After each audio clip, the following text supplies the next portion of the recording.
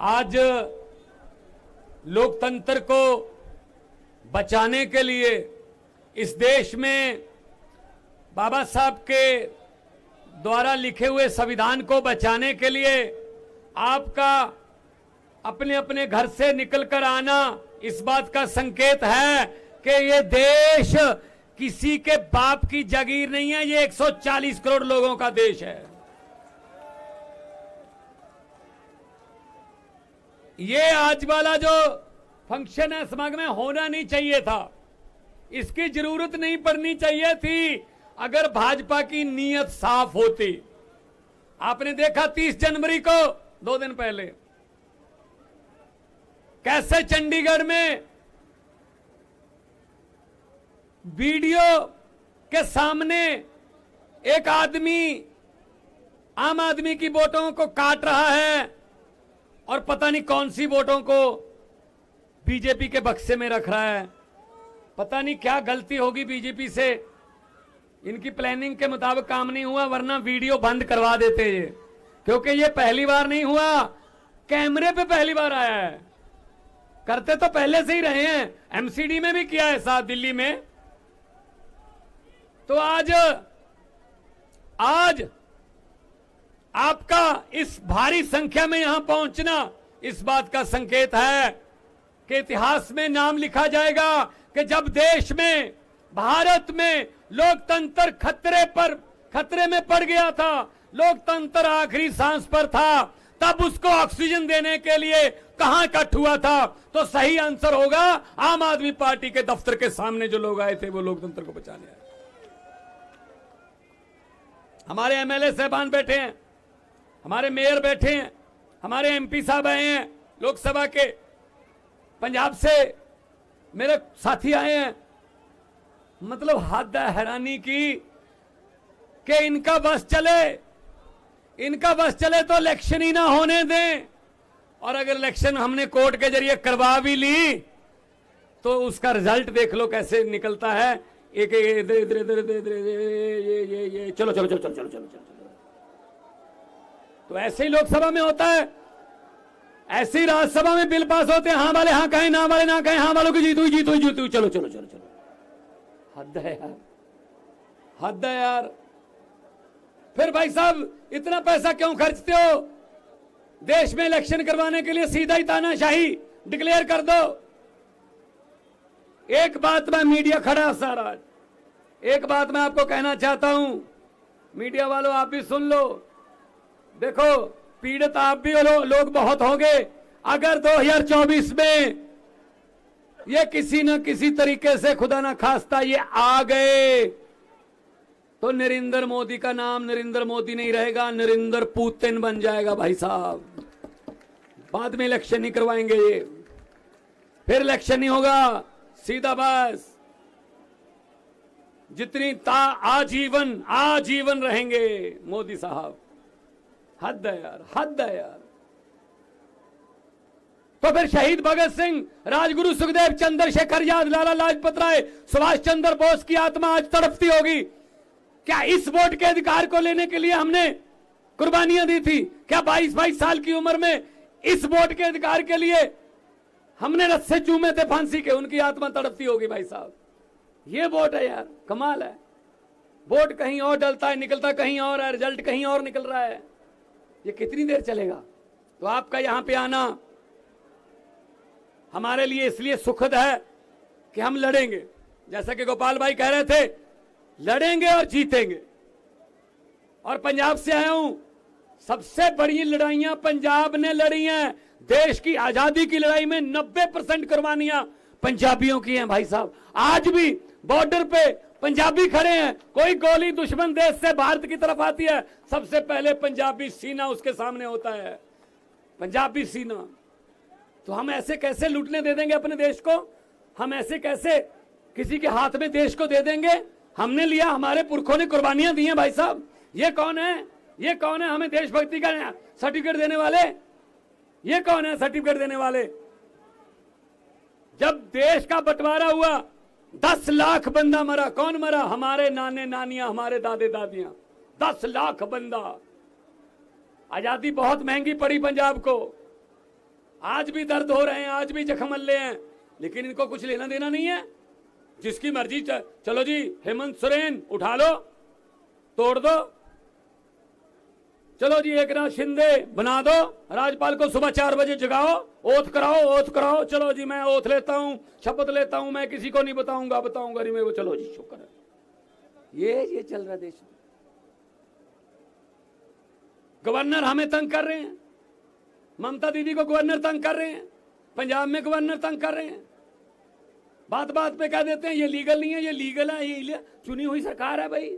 Elected राज करेंगे या selected राज करेंगे? लोकतंत्र में इलेक्टेड राज करते हैं, सिलेक्टेड नहीं करते। इन्होंने सिलेक्टेड की आदत डाल दी है। तो मैं ये कहना चाहता हूं, मैं आपको ये कहना चाहता हूं कि भगत सिंह राजगुरु सुखदेव के वारिस बनेंगे। उनके द्वारा दी गई आजादी, उनके द्वारा दिया गया खून अजाई नहीं जाने देंगे भाई साहब। हम किसी के हाथ में ऐसे देश नहीं दे देंगे। अगर किसी नदिया के किनारे ये नेता लोग बस जाते, अगर किसी नदिया के घाट पर ये नेता लोग बस जाते, तो जनता के प्यासे होंठ 2 बूंद पानी के लिए भी तरस जाते। गनीमत है कि मौसम पर हुकूमत चल नहीं सकती, वरना सारे के सारे बादल भी इनके खेतों में ही बरस जाते।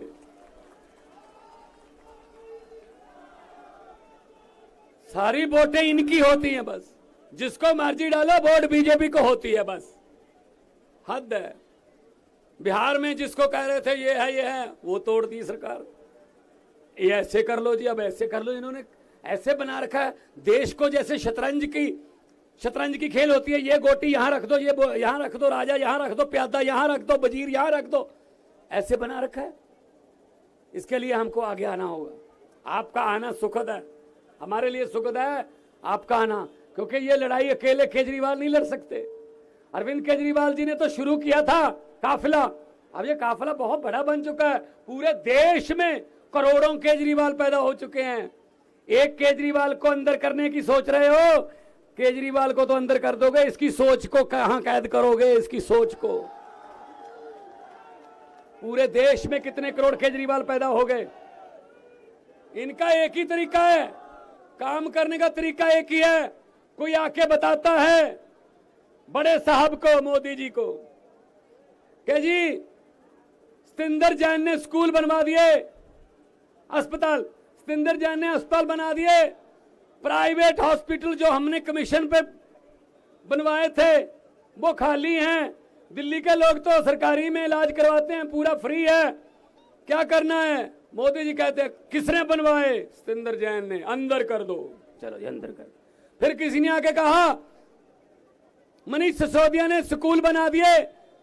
जिस सरकारी स्कूलों में पढ़ाई हो रही है, नीट के टेस्ट क्लियर कर रहे हैं, आईआईटी में जा रहे हैं बच्चे, सरकारी स्कूलों के पढ़े हुए माता पिता अपने बच्चों को प्राइवेट से निकाल के सरकारी में डाल रहे हैं। हमारे वाले जो प्राइवेट वाले थे, जिनसे हम कमीशन लेते थे, वो बंद होने के किनारे हैं जी। क्या करना है? किसने किया? मनीष सिसोदिया ने, अंदर डाल दो जी। राज्यसभा में आपका मोदी अडानी भाई भाई के नारे लगा रहा था। कौन लगा रहा था? संजय सिंह, अंदर कर दो जी। जहां पूरे देश में, मध्य प्रदेश, छत्तीसगढ़, जहां भी जाता केजरीवाल सुपड़ा साहब हो जाता बीजेपी का। क्या करना है?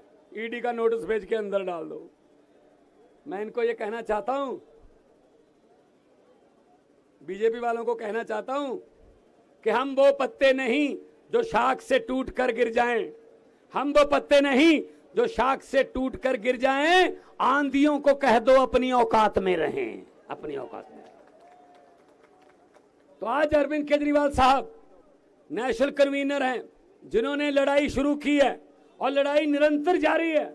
मुख्यमंत्री बन गए 3री बार दिल्ली के, लेकिन लड़ाई निरंतर जारी है। इनके भाग्य में लिखा ही ये है कि पूरा देश साफ करना है झाड़ू से। झाड़ू से पूरे देश की सफाई इनके भाग्य में लिखा है। अकेला दिल्ली तक सीमित नहीं रखेगा परमात्मा इनको आगे बढ़ने, आगे जाना पड़ेगा। देश की जरूरत बनेंगे ये। तो मैं डॉक्टर संदीप पाठक, जो हमारे राज्यसभा के एमपी हैं, मेरे सामने सौरभ भारद्वाज बैठे हैं, मेरे सामने सारी हमारी कैबिनेट बैठी है। पहली पार्टी है जिसकी 10 सालों में 2 स्टेटों में सरकार है और 11 एमपी हैं, 10 राज्यसभा के, 1 लोकसभा का, और गुजरात में 5 एमएलए हैं, एमसीडी है यहां पे, और गोवा में 2 एमएलए हैं, और परमात्मा ने सब कुछ ठीक रखा। सुप्रीम कोर्ट में कल गए हुए हैं, चंडीगढ़ वाला चुनाव कैंसिल हो जाएगा, चंडीगढ़ भी हमारे पास आएगा, चंडीगढ़ भी हमारा। तो मैं ज्यादा ना बोलता हुआ, क्योंकि हमें डायरेक्शन लेनी है अपने प्रधान जी से, हमने मार्गदर्शन लेना है कि आगे क्या करना है। ये सिर्फ फोटो खिंचवाने का या टीवी पर कोई तख्तियां दिखाने का प्रोग्राम नहीं है। ये गलतफहमी होगी बीजेपी वालों को। हम जब करते हैं कुछ तो अंजाम तक पहुंचाते हैं। मुझे किसी ने कहा कितनी सीटें आएंगी, मैंने कहा बहुत आएंगी पंजाब में।